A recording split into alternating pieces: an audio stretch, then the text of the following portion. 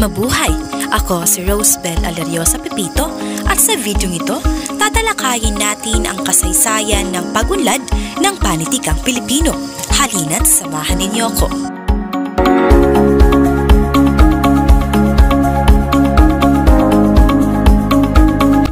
Nakapaloob sa video ito ang mga nilalaman. Una, ang panitikang Pilipino, panitikan ng Pilipinas, panahon ng Katutubo, panahon ng Kastila, panahon ng Amerikano, panahon ng Hapon, panahon ng Revolusyon at ang panitikan sa kasalukuyan. Ayon kay Arrogante 1983, ang panitikang Pilipino ay ang panitikan kung saan nagsisiwalat ang isang tao ng mga bagay na kaugnay ng napupunan niyang kulay ng buhay at buhay sa kanyang daigdig na kinabibilangan. Ginagawa ito ng isang tao sa pamamagitan ng malikhain.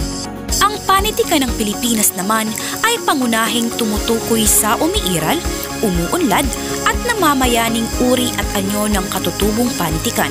Subalit, nakakasama rin dito ang panitikang nilikha at ginawa ng mga Pilipinong nasa labas ng sariling bansa. Tayo ay magtungo sa panahon ng Katutubo. Sa panahon ng ating mga katutubo, ang paraan ng pagsasalin ng panitikan ay ang pasaling dila. Samantala, ang mga panitikan ay isinusulat lamang sa mga piraso ng kawayan, matibay na kahoy at makikinis na mga bato.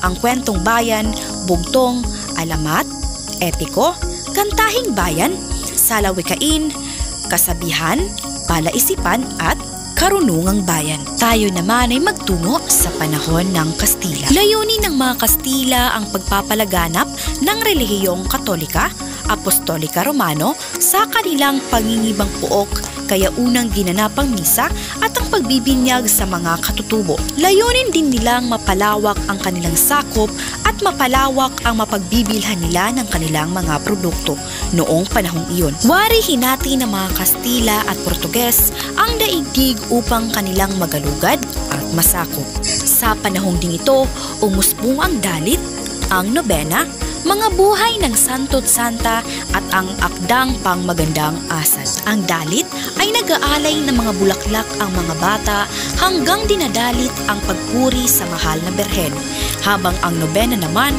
ay ang pagpapasalamat sa magandang ani o paghingi ng ulan o pagpapaalis ng sakit na nananalasa sa kanilang tribo. Habang ang mga buhay ng Santo't Santa naman ay nais nilang bigyang diing nasa pagpapakasakit ang walang hanggang kaluwalhatian, kaya nararapat na magpakasakit ang mga tao upang huwag mabulid sa impyerno. Habang ang akdang pangmagandang asal naman kaalinsabay ng pagtuturo ng kagandahang asal at mabuting pakikipag-ugnayan sa kapwa. Sa panahon din ng Kastila, umusbong ang awit at korido, ang Ladino at ang dula-dulaan. Ang Ladino sa panahong ito ng mga dalit at salmos, nagsisulat ang mga praile at sa kanilang mga isinulat ay makikita ang katibayan ng pagpapalaganap nila ng kanilang wika bukod pa sa pagpapalaganap ng relihiyon. Ang dula at dulaan, kung ang pag-uusapan ay ang puok na pinagdadarausan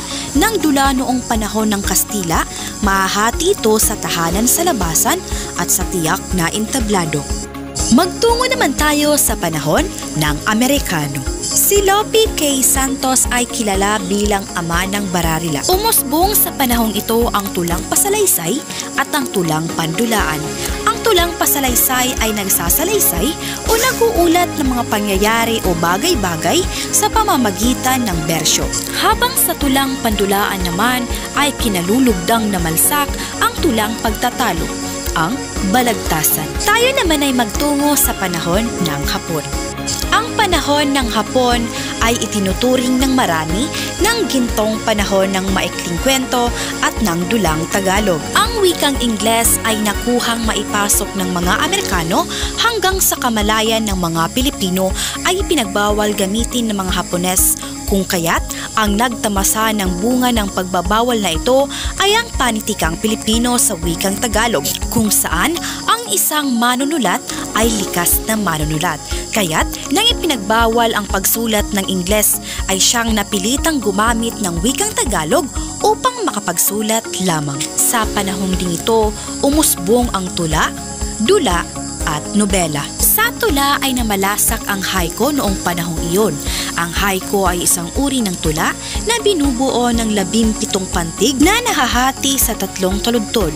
Ang unang taludtod ay may 5 pantig, ang ikalawa naman ay may 7 pantig at ang ikatlo ay may 5 pantig. Sa dula naman, bunga ng kahirapan ng buhay dulot ng digmaan, ang mga tao'y humanap ng kahit na kaunting mapaglilibangan sa mga dulaan. Natigil ang pagsasapelikula dahil sa gyera at ang mga artista ng puting tabing ay lumipat sa pagtatanghal sa mga dulaan. Sa nobela, sa panahon ng pananakop ng mga Hapones, masasabing lalong hindi namulaklak ang pagsulat ng nobela dahil ito sa kahirapan ng buhay at halos walang magamit na papel ang mga manlilimbag. Tayo ay magtungo sa panahon ng Rebolusyong Pilipino. Pagkatapos ng 3,000 taong pananakop, namulat ang mga Pilipino sa kanilang kaapihang dinanas. Naging matindi ang damdaming nasyonalismo.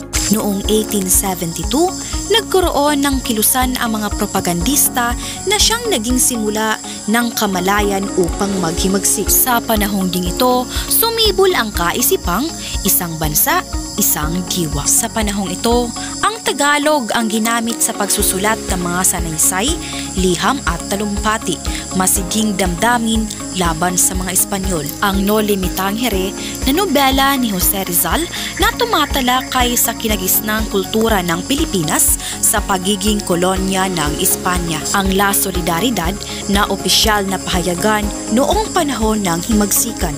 Ang El Filibusterismo na inialay sa 3 paring martir na kilala sa bansag na Gomborza o Gomez, Burgos at Zamora.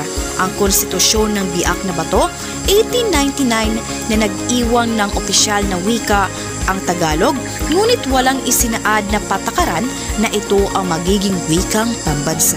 Namayagpag ang 3 kilalang tao sa panahong ito, si Andres Bonifacio, Emilio Aguinaldo at si Jose Rizal. Ayon na rin sa pahayag ni Andres Bonifacio, ang paggamit ng Tagalog ay sinasabing unang hakbang sa pagtaguyod ng wika. Habang tugon naman ni Emilio Aguinaldo na ang paggamit ng wikang Tagalog ay opisyal at gagamitin lang kung nangangailangan. At ayon naman sa pahayag ni Jose Rizal na siya ay naniniwala na ang wika ay malaking bagay upang mapagbuklod ang mga mamamayan. Tayo naman ay magtungo sa panitikan sa kasalukuyan. Nang idineklara ang batas militar noong Setyembre 21, 1972, biglang natigil ang produksyon ng polemikong mga akda. Ipinasara ang mga magazine tulad ng Graphic at Philippine Free Press at halos nawalan ng paglalabasan ng mga akdang pampanitikan. Sa loob ng humigit kumulang na 10 taon, naging matamlay ang katayuan ng panitikan.